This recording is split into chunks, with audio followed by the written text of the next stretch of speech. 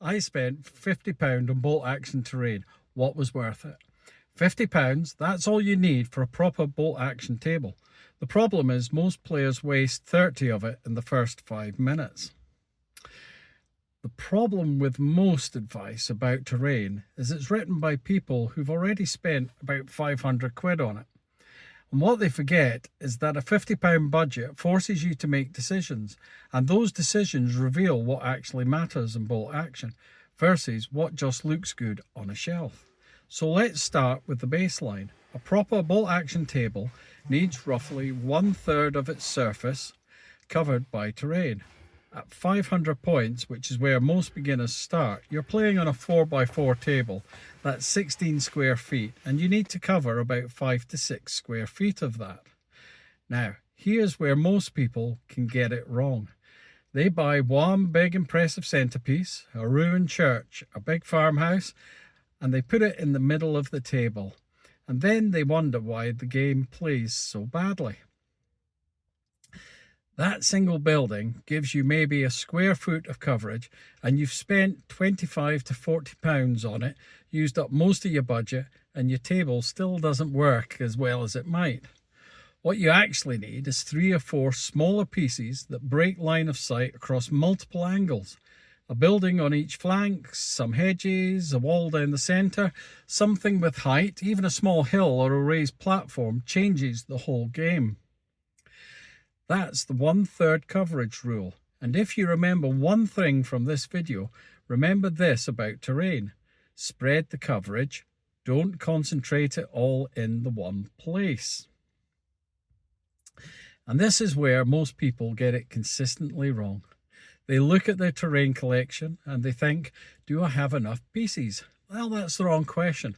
The question is, can I break line of sight from every corner of the table? Those are completely different things. Right, so let's talk specifics. Here's how I'd actually spend £50 on terrain for bolt action if I was starting off. First, I buy MDF buildings, £20 to £25 worth. 2 or 3 MDF buildings give you hard cover for infantry, something to contest in late turns, and enough height variance to actually change your game plan. Building tip here, dry fit everything before you glue. MDF warps with super glue if you rush it. A wee bit of patience here saves you a lot of frustration. Now secondly, I'd buy hedges and walls, £10 to £12 worth. This is the piece most beginners skip, and it's a mistake. Low linear terrain, hedges, stone walls, sandbag positions is what actually makes bolt action games function at 500 points. It gives your infantry soft cover without requiring a building, it creates natural fire lanes, and it breaks the table into sections. You can pick up a decent set from Renedra or Tablescape for around a tenner. It's not glamorous, it's the most useful £10 you'll spend on terrain though.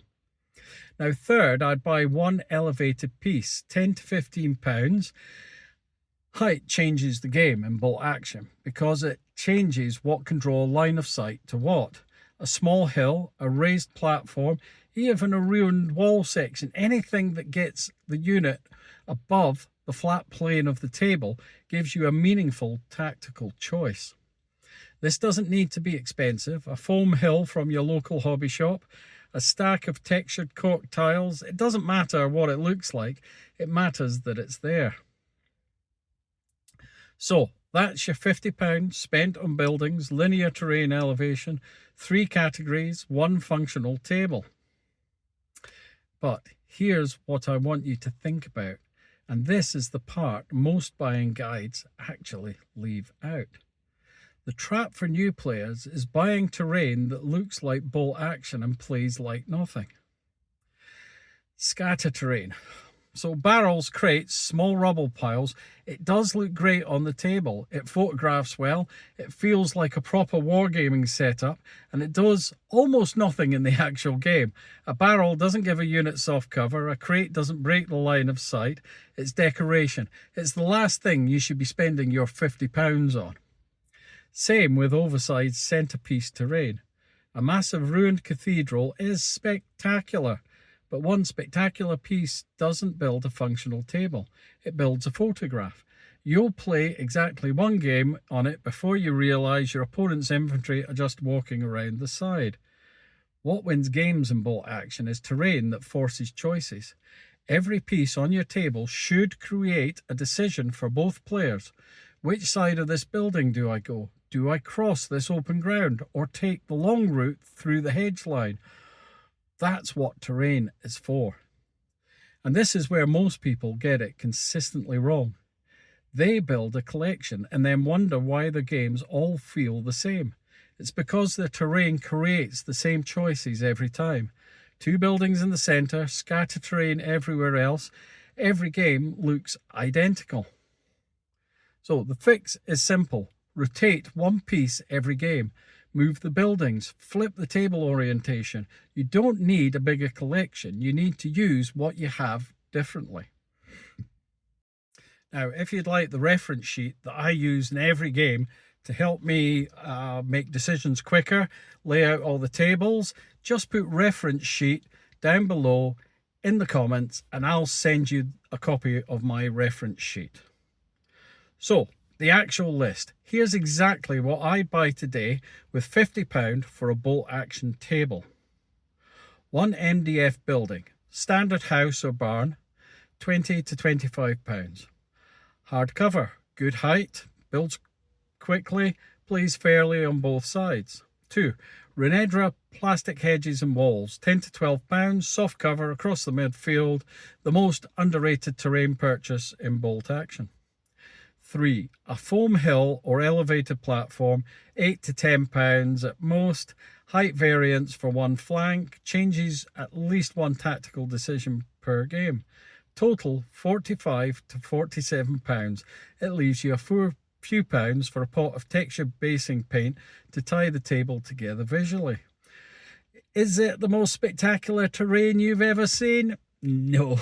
Does it give you a functional, fair, competitive bolt action table? Absolutely. A great place to start off. And here's the thing about terrain budgets. You don't need to spend it all at once.